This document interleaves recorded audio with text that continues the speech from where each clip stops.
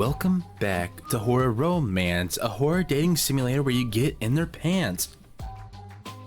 The sun eats my face, surprisingly. I don't remember having a nightmare or anything, just falling asleep and waking up. I sit on my bed, relieved after sleeping so much.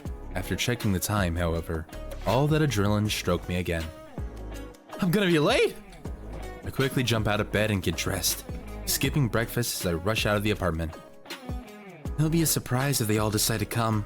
I sure am counting on Freddy and Chucky, but the rest... I'm heading downstairs, but I notice something strange. Turning around before leaving, I see Mr. Torrance. He's closing the storage door, his back to me. Instinctively, I look at the floor. There's a red trace at the edge of the door. God, I hope that's paint. Barbara, good morning. I don't remember his voice, I'm gonna be honest with you. He greets me as if nothing happened, although I wouldn't classify his way of acting even near normal. Mr. Torrance, good morning. I'm going out to... Barbara. His voice calling my name sends a terrible chill down my spine. It's dead serious and terrifying. I heard you hired your neighbor Michael.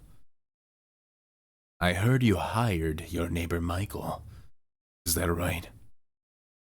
I don't turn to look at him at all. I feel like I can't. I don't turn to look at him at all. I feel like I can't even move. I don't turn back to see him and feel like I can't move. Is he mad? Lori said Michael used to work for him.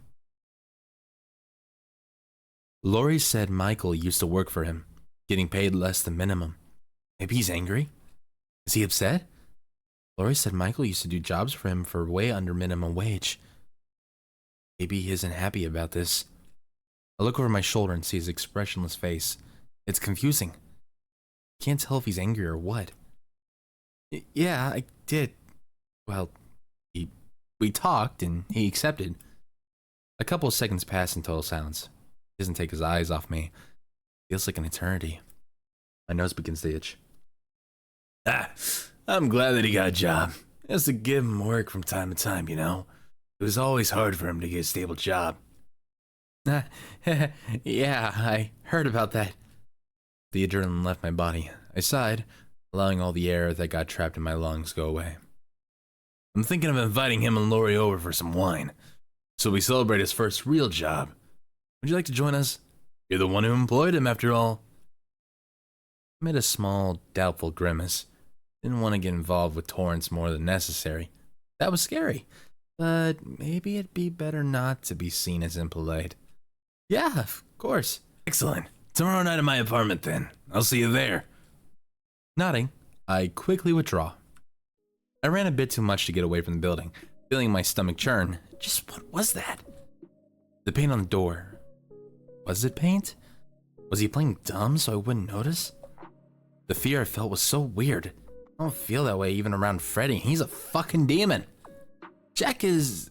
one of those cases where your body just screams danger. I started rushing towards the cafe. Didn't want to be late. I haven't flipped the open sign yet, but I can't just stand around doing nothing. So I started taking out the products we'll use today. I also handled yesterday's accounting and a couple of things I neglected because I was busy chatting so much.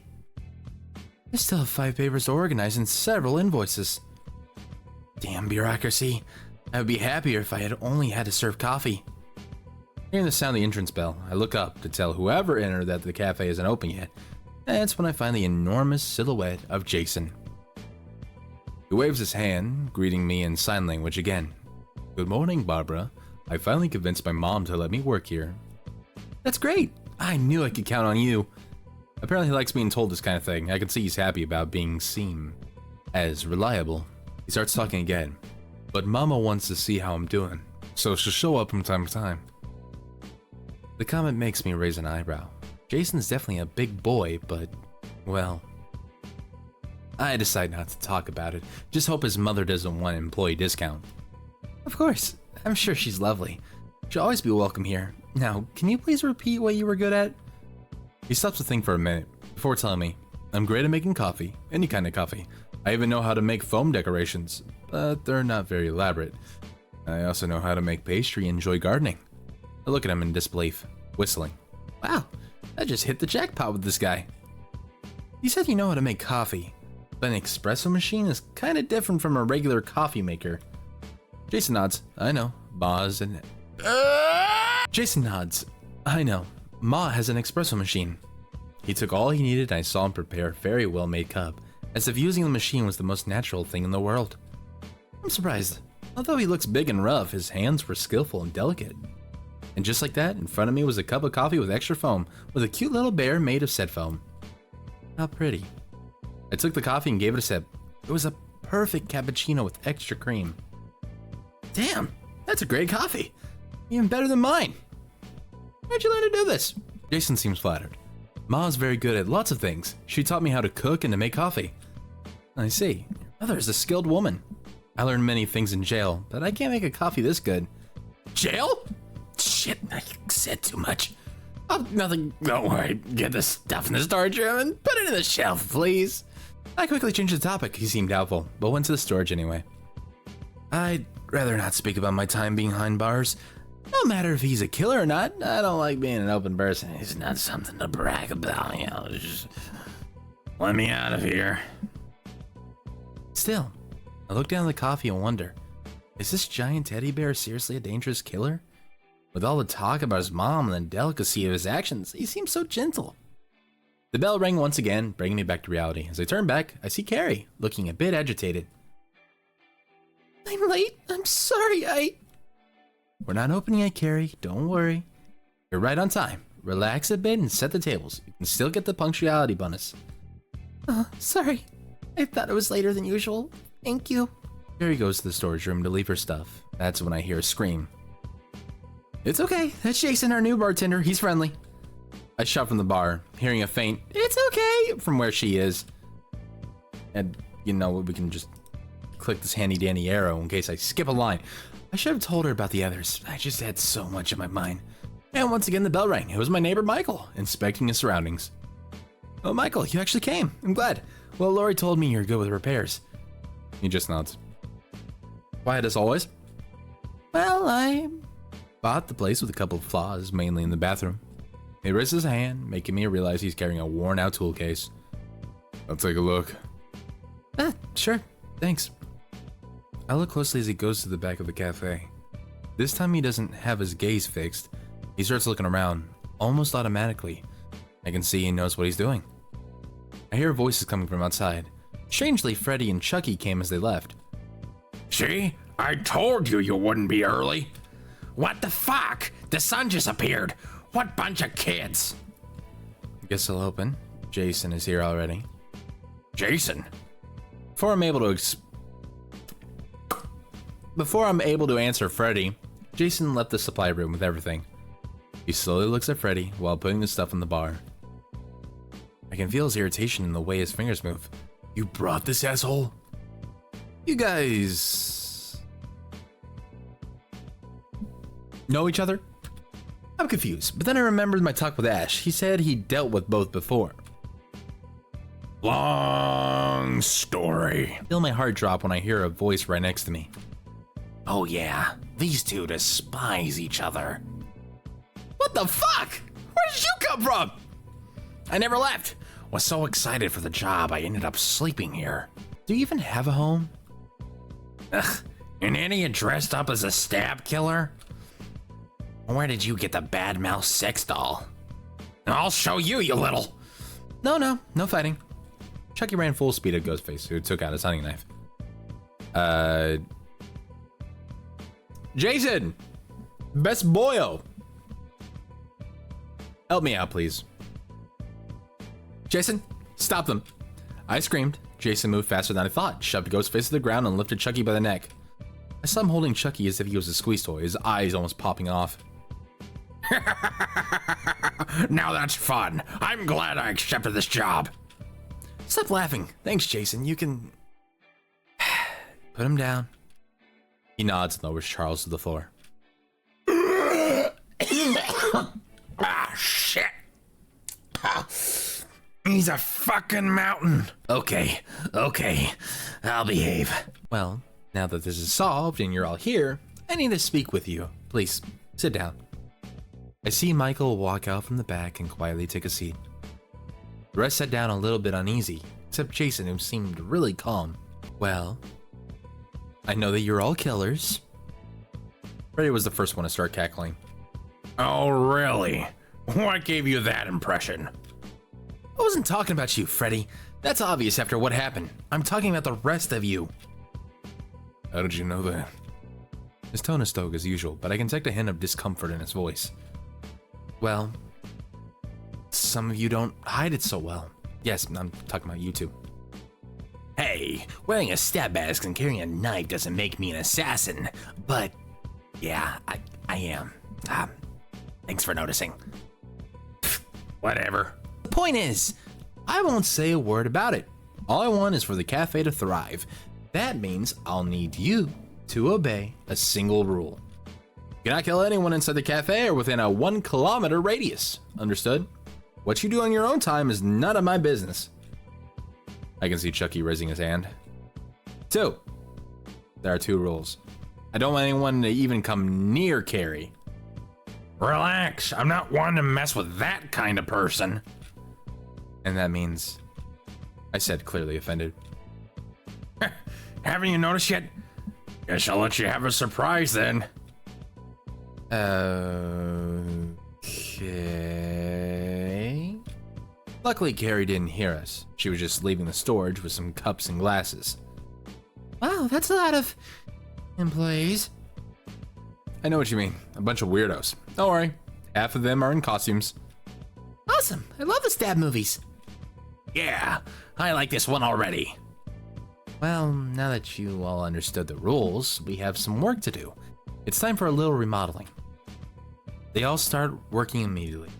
So I start thinking about what to buy and how to decor. Thinking about what I should bring, it would be good to have some extra help. I should ask...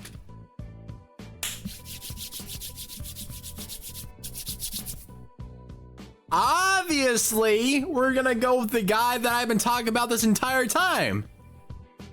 It's Chucky, guys, come on now. That's my boy. Even if he's a little weird, but like, you know, I have huge respect for Brad Dourif. That's the GOAT. I can see Chucky in one of the armchairs at the back. I grimace at him. I'm paying that doll to act like a jerk the whole day. After making my decision, I get closer to him. Chucky? What do you want now? Will you please go to Spirit Halloween with me? We need to get some new decorations. Oh, you even said please. How polite. Don't even think I'm getting up from here, bitch. Let alone run errands for you. I feel tempted to pick him up and carry him there, but the bastard is obviously armed and dangerous. Still, I'm gonna need some help. So in order to convince him, well, I'll try something. I'll buy you whatever you want on the way there. He jumps up the moment I finish my sentence. Excellent, because I saw some sweet switchblades at the mall. I instantly regret this. I grab my things and walk to the exit with Chucky, telling Carrie what to do while I'm not here. Chucky groaned while hurrying me up. Oh, so now he's interested. I finally leave the coffee shop with him next to me. It still seems strange to me, seeing a doll out there talking like this. Ash said all the new hires are killers, even this doll? Maybe it's just the result of some bizarre malfunction. Now that I remember, wasn't there a scandal involving a good guy doll back in the 90s? Well, how could anyone know? Back then, most information was only transmitted by word of mouth. Earth the Barbara, are you deaf or something? I was having such a good time with all this silence. Plenty on now. I'll get your damn knives, nothing else. As if I want a cheap sugar daddy like you anyway. You can barely keep a business afloat. What the hell do you want? Ooh, touchy. Look, tell me about yourself, okay? Since you're my boss and all. There's not much to say. Introverted, dark circles on your eyes, they be grocery bags, bad attitude, and something hit you hard over the years, eh? Maybe a lot of things. And you're a cheeky brat. How do you know this much? I know a lot of people like you. Normally I'm the one fucking up their lives. That's the least surprising thing about you so far. You could easily win the title of most annoying guy in the world. Thank you. Now then, where are we going for a stupid shopping trip? I told you 20 minutes ago, Spirit Halloween. I wasn't paying attention. Oh, I love that place. I'll go there with Tiffany every Halloween for decorations. Your girlfriend? My ex. She became an unbearable bitch to the point of exhaustion. So you killed her? Nah, she's as hard to kill as me. Hard? Before he can answer, he marches ahead and toward the massive store looming in front of us. The Spirit Halloween. I hear him throwing insults over his shoulder, calling me a slowpoke, grumbling about how the sooner we get this over with, the better. I groaned and rolled my eyes. His attitude matched his spoiled brat face. I started walking towards him, but something unsettled me as I crossed the parking lot. I noticed a familiar face following me. I'd seen the guy on the street before, but hadn't given him any importance. Now, however, seeing him follow me through the store, I feel restless.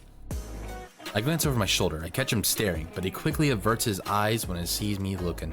I grip the pocket knife in my coat, a reflex built from years of paranoia. Keep following Chucky. I look around for Chucky and spot him examining the mask. I grab a shopping cart on my way over to him. He's inspecting some masks that I genuinely don't recognize, though they look vaguely familiar. I don't think you need one. You're right. I like it when the last thing my victims see is my beautiful face. I'm starting to get worried about the spontaneity of your murderous intent. What is it that's supposed to be? A manufacturing defect? Bitch! Do I look like Megan? I have class. This doll was possessed through voodoo. Right, of course. That makes so much sense. You never heard of Charles Lee Ray? Sure, he's that serial killer from... It finally clicks. The nickname. The ridiculous good guy doll. That maniacal smile. What the fuck? You're Charles Lee Ray?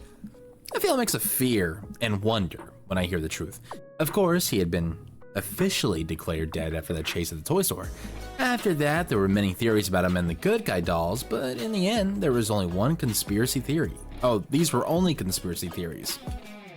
What's the point of me playing a visual novel if I can't read? You know, that's kind of like the whole thing. It's also like, oh, I'm a voice actor. You don't look surprised. I see that you know a bit about murderers. What? Are you one of those weirdos that get aroused by them? No way. But when I was young, I liked to listen to podcasts about them. I listened to one about you once, but they only talked about your life and your death, not about this. I like to ask more, but this week has been weird. Oh yeah, well, when I was cornered at the toy store, I just took a good guy doll and transferred my soul there. The rest is history. And then you passed your soul into a good guy 2.0.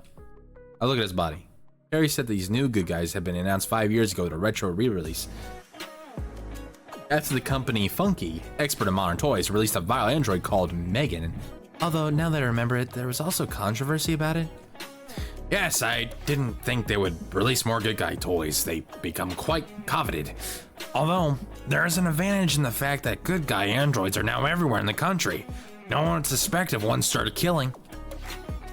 They won't think about Charles Lee Ray, just about the evil AI killing. Don't ruin my fun. I started walking around the store, meditating on the idea of having such a killer in the cafe. Charles was known for being intelligent, manipulative, and ruthless. Ash said that they would be calm as long as I had the amulet. I'm still worried, though. Maybe I could question him about the killings? Well, not every day I have someone presumed dead in front of me. Can I ask some things? I don't give interviews. But since you're so crazy about me, I'll make an exception. Who's the first person you killed? I heard you first confirmed the victim was some girl in a bar back in '83. Nice memory. Not her, though. That was my mom. Your mom? Was she... Guys, it's Chucky. He does the whole... No, she was a great mom, great woman, great wife. She was holding me in her last moments before I stabbed her. Yeah, no fixing this guy. Really? They said your mother was killed by Hackensack Slasher. Oh, yeah, I remember him. Great guy. No, he killed my dad. When my mom and I hid, I used the knife they gave me on my birthday and killed her. She was dead when he found us. He inspired me. And he didn't do anything to you? Not at all. I always wanted to do that, and it was the perfect way to hide it. Who would blame the orphan? I nod, thinking about what he said. Chucky seems incredibly resolute about his lifestyle and his choices. At this point, I really need to watch what he does around me and everyone else. In many ways, he's far more dangerous than the rest. Charles is the only one who was a genuine professional hitman who left a real mark on history. Either way, he was an even more dangerous killer than the others. Charles is the only one who's genuinely a hitman and left a mark on history. I looked around and don't see anyone. The store is almost entirely empty, except for a few shoppers, some goths, people getting sweets or preparing for parties. What is it? Someone's been following us for a while. When he said that, I remember the weird guy with the hood who entered the store with us. I noticed that he had been around us for a while, so he was following us. Maybe it's Ghostface? No, if it was him, we wouldn't have noticed. Chucky starts walking down the aisle and seems to get lost among the shelves. I wanted to tell him something, but I couldn't find him again. He sure is slippery. I grimace, looking to the sides to find him. I decide to turn around, thinking that maybe he'll come out of the other side of the aisle. I accidentally bumped a shopping cart into someone. A strong smell of stale cigarettes hit me. Excuse me, It's the guy from the entrance. I feel a strong shiver down my spine when I see his face. A fixed and lost stare. I didn't get a good look when I entered, but he dresses as if he wants to go unnoticed. When I look down, I notice his shirt. It's Charles. His jacket is a symbol of that killer from the 70s and also a keychain, resembling a good guy toy. Oh god, no. Sorry, my mistake. I squeeze the cart's handle tightly and try avoiding him. I'd rather not have to talk to someone like that, but his hand stops on my cart forcefully. He smiles at me. I'm going to have to ask you to let me go. I really like your coffee shop. It's not what I asked for. All my alerts go off terribly. Yeah, well, if you could just... I saw one of the new good guys automatons at your shop. How much for him? I don't like where this is going. I grimace in disgust at the smell radiating off him. It's nauseating. Sell it? Well, I really don't understand what you want to get. The doll. I want to buy it. Why don't you get about it, dumbass? I overcome my fear by forcibly making him let go of the cart, staring at him angrily. Firstly, I advise you that if you want to buy something from me, you should begin by addressing me respectfully. And secondly, why so much interest? They sell a lot of those. Yeah, they're expensive, but this doesn't mean I'll be selling it to you any cheaper, and even less if I notice that you are desperate. That's a nervous, desperate little laugh, waving his hand as if telling me to calm down. I'm a collector, and really passionate about serial killers, you know. Charles was a huge idol in our community. The good guy dolls are linked to him. They say he owned one. I think about what he said and remembered that podcast I listened to. In itself, I never really knew about the legend. To me, these were just rumors. Well, it's just a doll that's not actually possessed. Yes, I know, but the one you have is special. He talks like him and has a scar that no other doll has. May I ask where you got it from? Lie? I decorated it like this. The cafe is horror themed. I thought it'd be cool. The doll was from a niece. His expression shifts instantly, looking visibly furious. Do I look stupid? I've been following that doll for a long time. Hey, calm down. Just... Before I can talk, I feel intense pain in my chest. I cough in surprise and see blood coming out of my mouth. Everything feels cloudy. I hear a voice calling me when I fall. My breathing starts to fail and I feel the blood in my lungs painfully leak. Barbara! Secret ending. His biggest fan. Shit. Okay, so we learned our lesson from the first time. Let's just go ahead and tell the truth. I look at the guy with disgust. Better not to try my luck now. I don't know, to be honest. He just showed up at the cafe. I told him he could stay and he stayed. So what? He came in and ordered a caramel macchiato? I feel terribly nauseous. My expression doesn't hide it a bit. Your point is? Oh yeah, buy it. I like to buy the good guy from you. I look at him up and down with dissimulation, thinking well about what to do. I could make easy money off of him and Chucky would still keep going whatever we wants. But the guy's a weirdo and morally I wouldn't feel right selling whatever Charles is.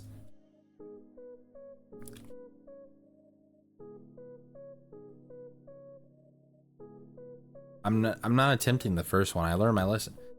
This guy makes my hair stand on end. I want him to leave. Maybe I could stab him and say he threatened me or try to attack first. I'll try distracting this guy when I think of a way to leave without him trying anything. Well, I could sell the doll for a high price, but you'd have to tell me what you do with it. What are you talking about? It'll only be part of the collection. He sounds way too excited. The look in his face tells me that he is clearly lying. I'm not stupid. Say it or I won't sell to you. Fine. Of course, it'll be part of the collection. But the good guys are toys, you know. Some people sell them on the black market, modified. But yours looks a lot like Charles Lee Ray. I feel sick listening to his voice. Modified on the black market? What are they doing to these dolls? Look like little kids. I mean, Charles doesn't. Maybe because of some voodoo magic, but he's way taller than an average doll, looks more human and adult. What do you mean by toys? You don't look like you want to talk about my private affairs. Nausea increases and I hold the knife in my pocket. I'm about to take it out when I hear Chucky arriving. What's the matter? You done with the damn decorations or what? I sigh, loosening my grip. This guy wants to buy you. I was expecting a complaint from Chucky, trying to refuse, but instead... Oh yeah? How much for me? What? $2,000. The guy looks even more excited. Chucky starts playing with the suspenders of his overalls. Oh, just that? Don't you love me? No, my dear Charles, I love you. Of course I can pay more. Like, are you crazy? I grab Charles by the forearm and pull him next to me. This time he complains, annoyed. You can't just accept selling yourself out and going away with a fucking stranger. Why the fuck do you care, fuckface? That's my problem. Plus, you didn't seem very upset about accepting the money, did you? I'm surprised to hear that. He was listening the whole time? Let's go of my grip and walks up to the stalker. The man holds Chucky's hand. Charles seems to be hiding something. I'd pay anything for you. Any amount to have Charles Lee Ray with me. I can't stop him in time. Charles thrusts the knife into the guy's neck and its point sticks out the other side. I can hear the metal separating the bones as he pushes it forward. I hold my mouth shut to avoid screaming or vomiting. I look to the sides and don't see anyone. Charles pulls the knife out of his neck and a flood of blood gushes onto the floor in his clothes. I can hear him laughing in amusement. Holy fuck, Charles! What? The fucker wanted to stab you. Although I should have let him kill you, piece of shit. The way he walks towards me while holding his knife makes me his intentions clear. No, wait, Charles, I wasn't going to sell you. It's easy to say that when you have a knife near your neck, huh? No, really, I was just buying some time. Is that what you think? Save your excuses for Satan, bitch. Damned if you do, damned if you don't. Maybe I should just be damned in the middle. I start running before he does anything to me, but as soon as I get to the corner of the aisle, I can feel a strong sting in my back, making me groan and causing me to fall to pain. My legs tremble and hardly respond to me. The pain is unbearable, but it only stays in the upper part of my body. The knife has pierced my spine. I can't walk. I crawl, moaning. Every moment is more and more painful. I can feel the knife's edge ripping in the flesh and bones of my back. I hear Charles' footsteps behind me. He jumps and lands right in front of my face. I look up in pain and see a cynical smile. It's then that I notice how he holds up a bat with nails in his hand.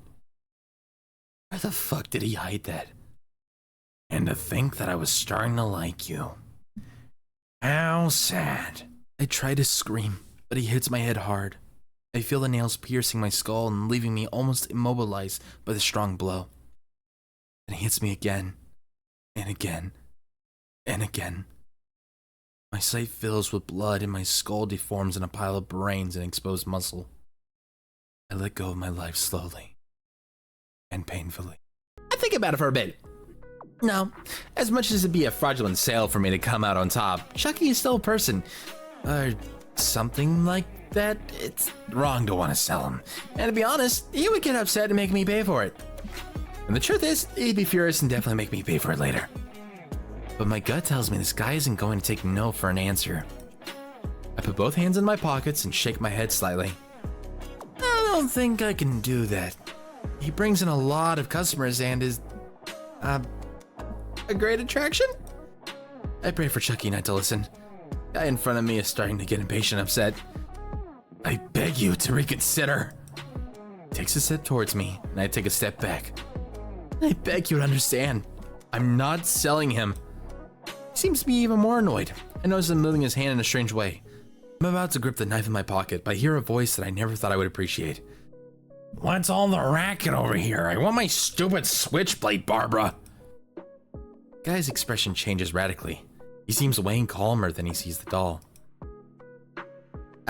Chucky? It's just this weirdo. He wants to buy you. Buy? And how much is he offering? I'm not planning on selling you. Come on, what's the problem? We could get some cash out of it. That voice. Is the legend really true? Are you Charles Lee Ray? The one and only. Well, sort of. Oh God. The guys in the forum won't believe me. I can't buy you, but would you sign my hat? Sign your cap? Do I look like Justin Timberlake or something? Go away before I shove my knife up your ass. Mr. Charles, I'm sorry, I didn't mean to. Away, now! To sound genuinely mad, the stalker runs to the opposite side, complaining about something in a low voice. I don't know what it is. A bit rude, don't you think? The fuck you mean? He almost stabbed you. You should be thankful. Next time, don't hesitate so much and stab him first, shitface. I saw the knife you're carrying. I don't stab first and ask later. The knife is for emergencies. What about making sure the emergency doesn't happen, huh? You can make a good murderer. It'd be a shame if your doubt made you die. I'm sorry. Murderer? What makes you think that? No, sweetie, I know it when a person is killed before. You did and got caught, now you're scared to do it again. But relax, Daddy Chucky is here to help. Don't. Fuck off, I'm not like you. Time will show. Shut it so we can finish this damn shopping. Starting to get annoyed by your attitude. Grit my teeth and take the cart, feeling an enormous desire to kick Charles. Still, better not disturb a hornet nest. We finally pay for everything and take the boxes with the new decorations to the cafe. But not before going to that shop in the town square to get Chucky's damn knives. Well, at least he has earned them this time. We walked for a while in silence until we reached the cafe. I prefer not to talk about the long day. Charles is definitely a hard guy to deal with, although he wasn't all bad. Although I feel rage lighting up like dynamite on my head when I get to the coffee shop and see that shitty blonde again. I notice that she's filming the coffee shop, chattering on something that doesn't really interest me at all, but she could be harming the coffee. I'm about to leave the boxes on the sidewalk when I notice that Charles isn't by my side anymore. He's right in front of Chanel. He's got a phone in his hand. That fucker's got a cell phone? Wow, you have lots of followers, huh? Obviously. Not everyone can have 500,000. What do you want, an autograph? Autograph? Are prostitutes handing out autographs now? I notice how neither the exaggerated blush nor the layers of makeup can hide her panic and despair when Chucky shows her his phone screen. I managed to see a picture of... What's the matter, see? Don't want your followers to know about your weekend orgies at Daddy's house? You motherfucker! Where did you find that? She tries to take Chucky's phone away, but he quickly moves his hand away, preventing her from taking the device. Nuh-uh. Careful now. We don't want this on social media, huh? You can see the impotence of the rich girl. She lets out a frustrated groan and leaves with what little dignity she had left, staring furiously at me. I quickly move away from her and approach Chucky. Where did you get that? Good guys have access to the internet for the AI to gather information. I've learned a few things and broke some protocols, so now I have a hacking system. Real note, from player to creator. Why the reboot, you know? Like, with bootleg Jack Black and... This one's for Tupac. Yeah, you know, just why the reboot? I listen with remarkable surprise to what he tells me. I think for a bit and then squint at him. How much do you know about me? I can either answer or we can keep being friends. Damn! And you consider me your friend? I hope we never become enemies. We finally get inside the shop. I arrive at the cafe, leaving the boxes on the floor. Everything is clean. No one is dead, and there are some customers. Everything seems in order. Those who stayed seem to be doing their job. Somewhat surprised, I approached Carrie. She is tending to the cash register without problems. All seems in order. I'm gonna be honest, I thought they'd give you trouble. Oh, whoops.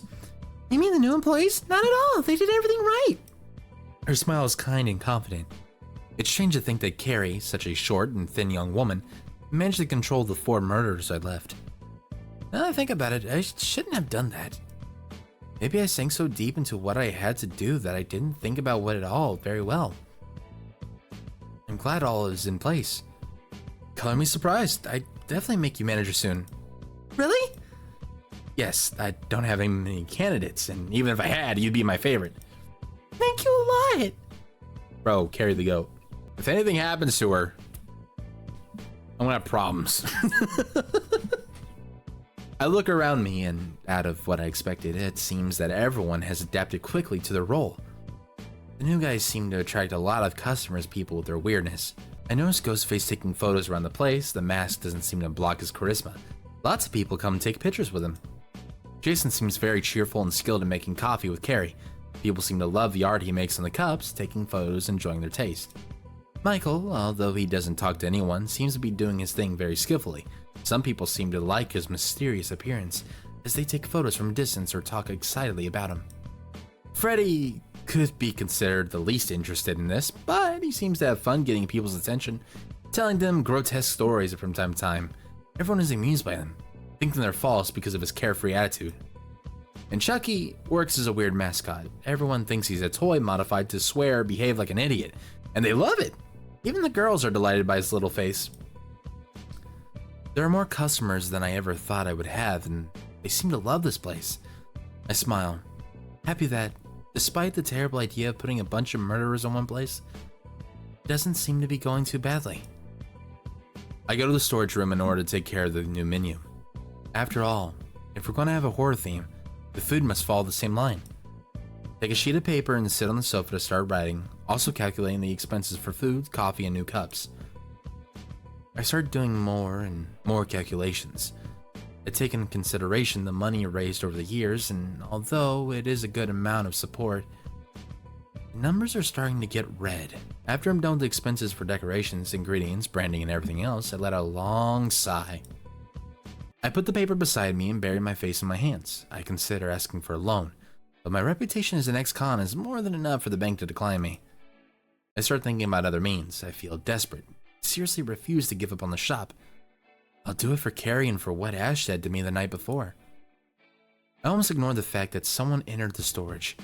I poked my face out from behind my hands and see Freddy leaning back on the shelf, looking with doubt and amusement. What's the problem? You look like you just shed blood. Disgusting joke. I don't even know why I'm surprised. I lay back on the couch, letting my head fall on the backrest. It's nothing. I'd love to ignore you, but since you're not my boss or some shit like that, I think it's part of my job pretending to be concerned. I'd love telling him to fuck off, but I just sigh and begin explaining. Tomorrow I'm food and then fixing everything broken in this place to comply with the legal requirements. Well, a lot of crap. Yeah, I know a thing or another about those things, so you don't have the money. I kind of have. Thing is, I stay on red to keep maintaining the coffee shop and myself. I'd have to raise prices to recover, and that can be bad for our image, since this isn't New York. Oh, I see you're not the ignorant about finances. I thought you were more of an idiot. Thanks. I don't have time to hear your shit right now. I have to think about solving my problems. I don't see a reason for all this drama.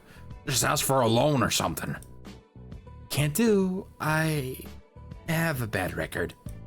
Really? You seem so financially responsible now. Yeah, that's what happens when you get behind bars. Behind bars, eh? I want to know everything about it, but maybe later. On the other hand, I think about other options, but they'll be difficult and more dangerous. Yeah, stop bitching. I'll give you the money. I freeze for a moment and then I look up, a little in dismay, before processing what I heard. I am talking to some kind of dream demon who was a child murderer while alive, and I still can't believe him. I don't have time for jokes, Freddy. I'm not joking. Really. I stop for a minute, looking around and examining the situation. I turn my gaze to him for a few seconds and squint suspiciously. What do you want? He laughs, like I just told him a super funny joke, and then he comes over, throwing himself on the sofa right next to me. He puts his arm behind the back of the sofa, looking at me with an amused expression. I need business to boom. Let me explain before you start acting stupid again. Being a dream demon doesn't come with unlimited power, you know. My power comes from people knowing me and knowing my name, from the fear that I'll stalk their dreams. Let's just say that in recent years that power hasn't been flowing because I killed almost everyone who knew me. Sounds like something you do. Yeah, you get it. Now, if the business works, everyone will talk about the cafeteria and the Freddy Krueger guy in it. I don't necessarily need them to be scared right now. If they know I exist, that's enough for me to enter their dreams. Makes sense. Does that explain why you couldn't kill me? Kinda, but I was sure I could at least scare you. Didn't happen. I'm sorry that this affects your self-esteem. Do you want the fucking money or not? Yes, forget I said anything. I see that he searches behind his trench coat and takes out a ton of money. I open my eyes in surprise, receiving that obscene amount in my hand. It's intimidating. Wait, where did you get that? I can do whatever I want, baby. Don't ask questions. He is a dream demon. Although you can only do that in the dream world. So is this all a dream? Is this whole cafe a dream? Is that the secret message you're trying to tell me, developer? After receiving Freddy's money and feeling like some kind of well-paid whore,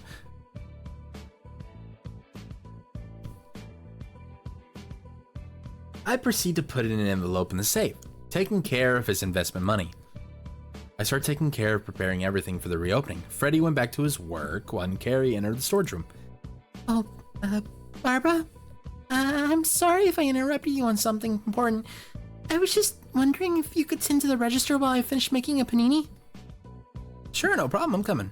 Thanks, boss. I leave my list there and go to the cash register while Jason and Carrie take care of the food.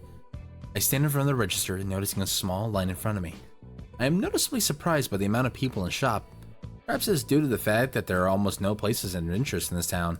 I start taking orders and helping prepare the coffees and snacks. Soon the line disappears and the store fills up. I smile, satisfied, and devote my time to counting the money while no new clients appear. That's when I hear the bell chime. I raise my head to greet the customer, but my mouth shuts when I notice his style. That's not at all what I expected. Who are you? Oh yes, this place looks just like I've been told. Is coffee good for people who only came here for your mascot? Nothing's gonna surprise me at this point. Well, buy it and try it. Fair enough. Can I have an iced mocha? A nice mochaccino for... I nod and put the name on his cup, passing forward to Carrie to prepare. Oh wow, they weren't lying. You got him on here. Excuse me. I see what appears to be his eyes glowing in the strange darkness of his hood. He lets out a laugh. The killer. I freeze for a moment, looking at the guy from top to bottom, and here I thought nothing would surprise me. Maybe he's another murderer. Oh, sorry, we're not hiring him right now. He's got a very interesting laugh. I see. I can understand why you're the boss around here. Not just anyone can keep these guys at bay. Who are you? I'm Casket. I'm not familiar with Casket. Maybe he's an original character. That's cool. Although he looks like a Legion from Dead by Daylight or The Purge. His order is ready. Carrie gives it to me and continues with her work, although I notice that she subtly glances at the customer. I leave the coffin in front of him, coffee, whoops, slip of the tongue. Looking directly at his hood, I can still see his smile obscured by it. What a weird guy! He drinks the coffee by bringing it closer to whatever he has instead of a face, giving it a thumbs up. Wow, I'll be a regular here. This tastes great. You didn't answer my question. Relax. I didn't come to do anything wrong, neither to you nor to the cafe. I just happened to be around. Okay. Casket, right?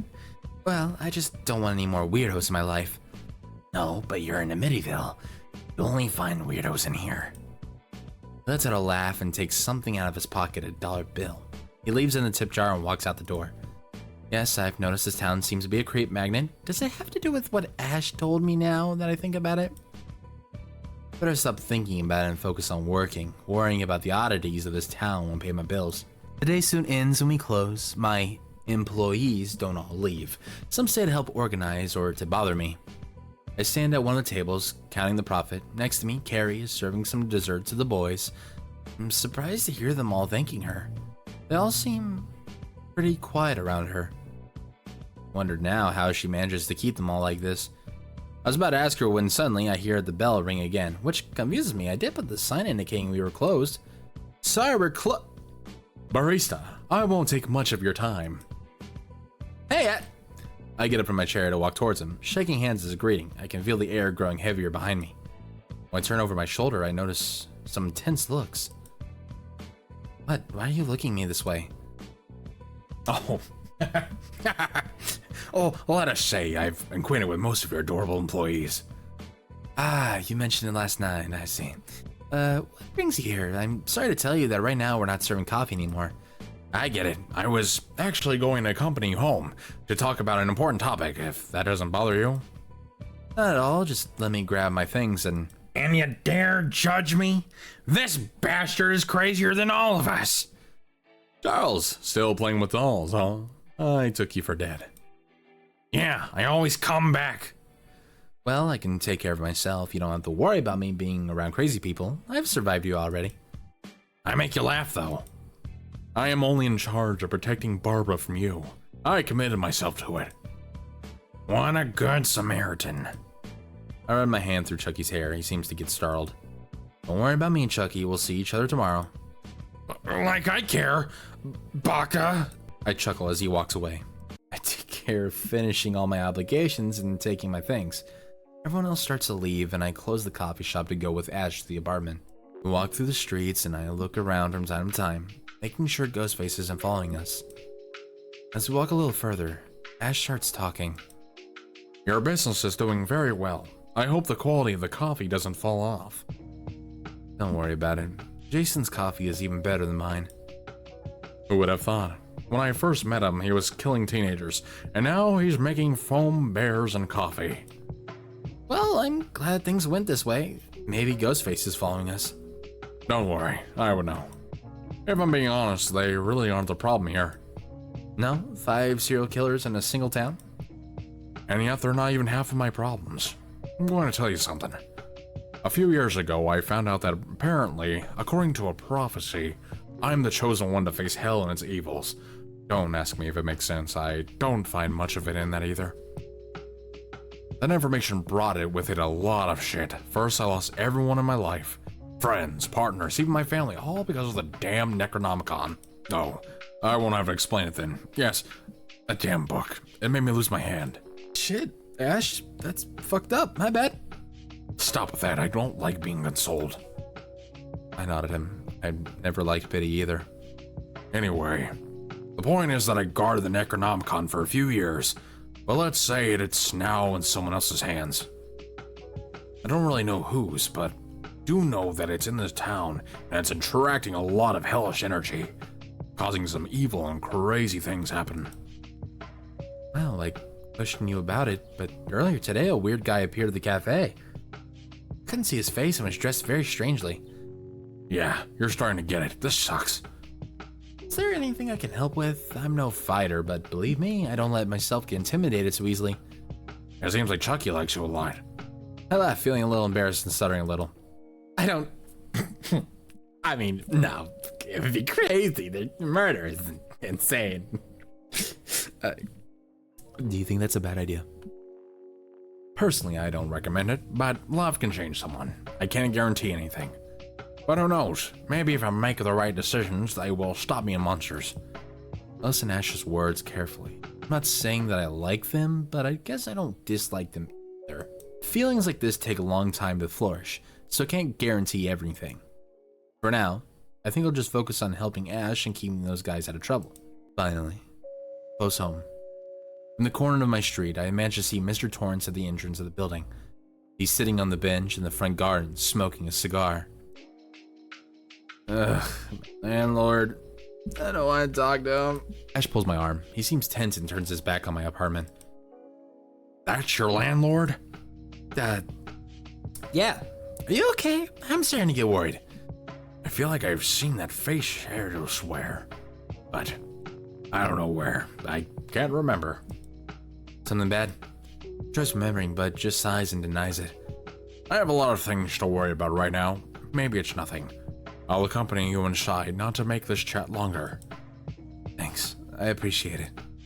We keep walking towards the building. We pass in front of Mr. Torrance, and out of courtesy I decide to say hello, avoiding the heavy smoke. Good night, Mr. Torrance. I'm going in with a friend. Few days here and you made lots of friends. Good to know, glad you're the sociable type. Have a good night. He greets Ash, who moves his mechanical hand impatiently. You too. I notice a fixed stare from Jack.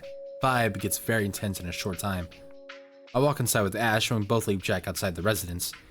I decide to let Ash inside my place. I close the door behind me and invite him to sit down. Want something? Bought some beers yesterday. You've read my mind. I smile at him and go to the fridge, picking 2 bottles. I don't have an opener yet, but a knife does the job good enough. A trick that a funny prisoner taught me. I walk over to the couch and hand Ash a bottle, sitting on the other side.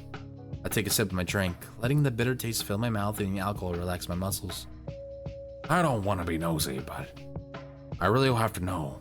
How did you feel living here? Nightmares? Paranoia? The question catches me a little off guard, but I just chuckle. That's how I've been feeling for a few years now. What do you mean? I don't like to talk about it, but Ash doesn't seem like the type to judge, nor someone who can laugh at me or call me a murderer for what I'm going to say. Well, I'm an ex-convict. Years ago, I had an incident with my stepfather. He was abusing me. He tried killing me one day, so I killed him first. That's how I got jail time. I only got away earlier because they found new information about my case. A policeman supported me because I told him it was self-defense, so he investigated until he got that evidence. All that deteriorated my mental health. I'd already been living with constant paranoia and PTSD. Prison only made it worse. I saw a sorrowful expression on Ash's face as he let out a heavy sigh. Well, that's fucked up. I'm very sorry you went through all that. If I'm being honest, you're way stronger than you think. Think so? I've seen people go nuts for less, Barbara. When you went through didn't make you stronger. What you went through didn't make you stronger. It sucked. What did make you stronger were the choices you made, and the fact that you didn't let the world break you. You're better than me, really. I lost my sanity years ago, even though I may seem calm right now. I lost everyone around me. My only way to survive was to go crazy. But not you. Even in a system where ex-convicts can't do almost any work, you managed to set up a coffee shop. That's more than many can do. Hey, I'm proud of what you do. I'm glad I found you. You helped me a lot with this fight. I lower my gaze a little, hiding the gushes of tears running down my face. I quickly wipe them away, laughing bitterly. You caught me off guard, old man. Thanks. I needed that. It's been hard. Yes, it was. But I'm glad you're here in one piece. I can't say the same. He lifts his beer with his mechanical hand, adding to his joke. I only managed to let out a small laugh. I think this is what I needed. A quiet night of chat and a beer. Alright, everyone. That was Chapter 3 of Horror Romance. Chapter 4 is not yet out, at least from what I'm aware. There's other routes, obviously. You know, we still got Ghostface, we got Jason, we got Michael, we got Freddy. So, if you all would like to see more of this playthrough, leave a like. If we can get to 3 likes, I'll record another person. Does that sound good? If it has the same commentary as the one that Chucky did with the whole aftermath, I'll record all of them. So just, yeah, 3 likes, it helps me out, or it lets me know that you all like this series. So, without further ado, everyone, I'm Jado. I didn't grab water at all for this entire playthrough, and I've been recording for an hour now for the session? Not playthrough, the session. My voice is a little hoarse, And it probably comes from voicing a lot of characters with grudge. A lot of grudge. so yeah, I'll catch you all in the next one. Peace.